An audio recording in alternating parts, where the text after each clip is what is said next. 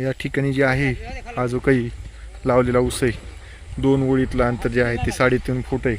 अशा पद्धतीने हे 5 वर्ष झालेला हा साग जो आहे तो, आणि ह्या सागाच्या ह्याच्यामध्ये आंतरपीक म्हणून जे आहे ती ऊसाची लागवड या ठिकाणी शेतकरी बांधवांनी जे आहे ते केलेली आहे. आता ह्याच्यात फक्त एकच प्रॉब्लेम येणार आहे की हार्वेस्टिंग करताना जो आहे तो मेजर प्रॉब्लेम म्हणजे हार्वेस्टर आपल्याला ह्याच्यात घालता येत नाही.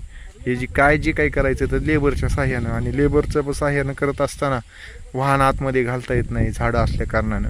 तर हार्वेस्टिंग तर अशा ठिकाणी जे आहे त्या अशा पद्धतीच्या अडचणी येतात. त्याच्यामुळं 100% आपल्याला अशा ठिकाणी हार्वेस्टिंग यांत्रिकीकरणाच्या माध्यमातून करणं शक्य नाही. तर ठीक आहे, हे काही फार काही जास्त नसतं, कुठं तरी तुरळक एखादा प्लॉट असतो. आता एवढे आम्ही 7-8 तालुके फिरतो, पाहतो. त्याच्यात पहिला प्लॉट दिसला असा की याच्यामध्ये सागाच्या बागेमध्ये ते अशा पद्धतीनं जे आहे ते ऊसाचं प्लांटेशन जे आहे ते या ठिकाणी जे आहे ते झालेलं आहे. एक नाविन्यपूर्ण प्रयोग जो आहे त्या अनुषंगानं जे आहे ते हा काढलेला व्हिडिओ. तसं आता फुटवा आहे ते हे जे काही वाटते आपल्याला, तर हे व्हॅरायटीनी आहे, वेगवेगळ्या गोष्टी असतात त्याच्यात. ही जी आहे ती VSI 8005 व्हॅरायटी आहे. आणि हे नोव्हेंबरचं प्लांटेशन असलेला ऊस जो आहे तो आहे.